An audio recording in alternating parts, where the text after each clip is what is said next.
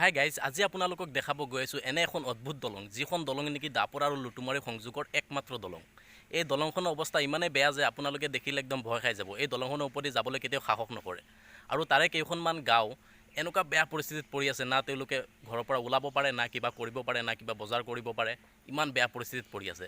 চ' আজিৰ ভিডিঅ'টোত মই সকলোখিনি দেখুৱাবলৈ চেষ্টা কৰিম এই গাঁওকেইখন আৰু তেওঁলোকৰ দলংখনৰ অৱস্থা।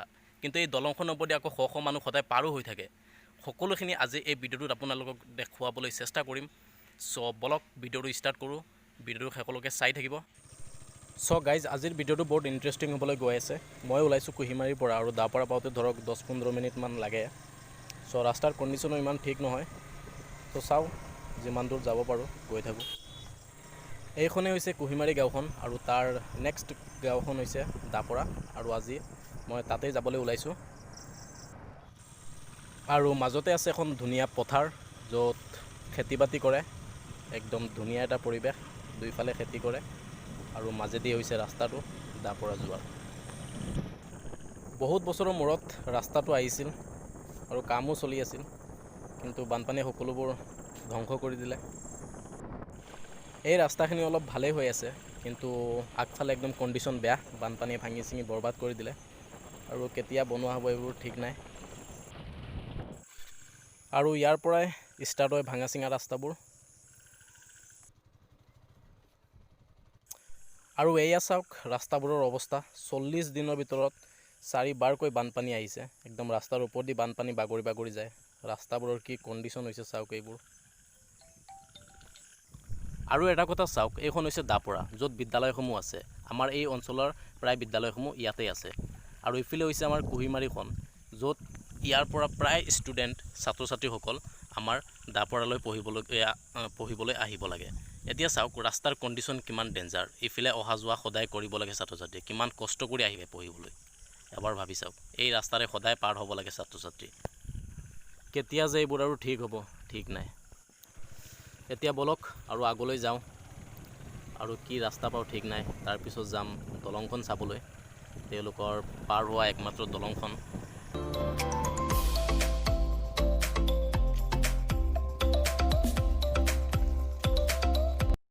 আৰু এয়া চাওক ৰাস্তা নে পথাৰ একো গমেই নাপায়।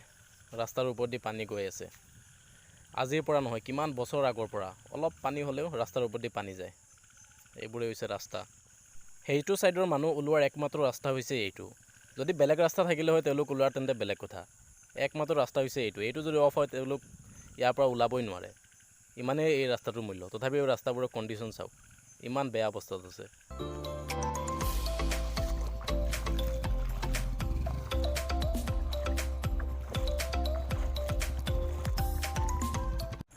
চ' তেওঁলোকে এতিয়া এইটো ছাইডে ওলাব নোৱাৰা অৱস্থাত হৈ আছে।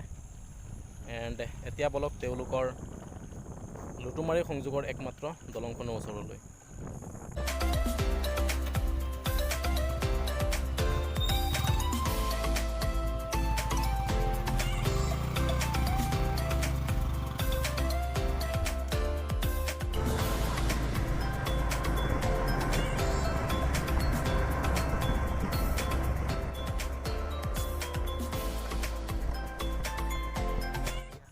এয়া চাওক ৰাস্তা, আৰু ৰাইট ছাইডে আছে বিদ্যালয়সমূহ।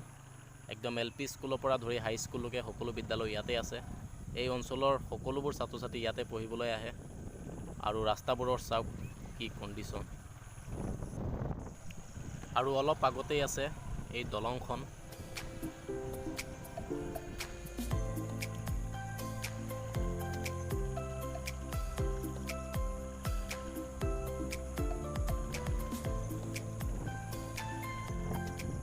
এইখনেই চাওক এই দলংখন।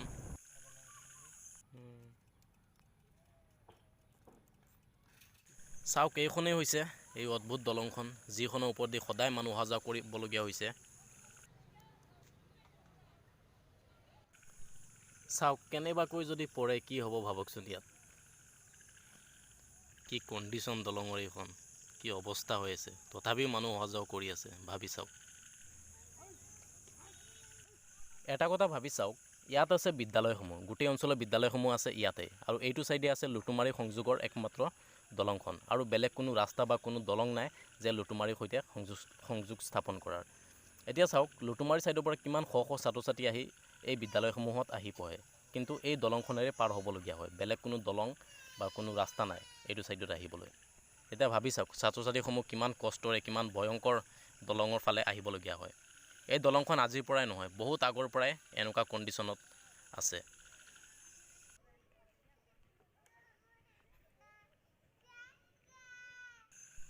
চ' গাইজ, এয়াই হৈছে দলংখনৰ অৱস্থা। এই দলংখনৰ ওপৰেই মানুহ পাৰ হ'বলগীয়া হয়।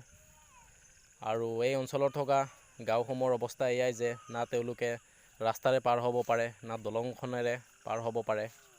এনেকুৱা এটা পৰিস্থিতিৰ মাজত তেওঁলোক সোমাই আছে।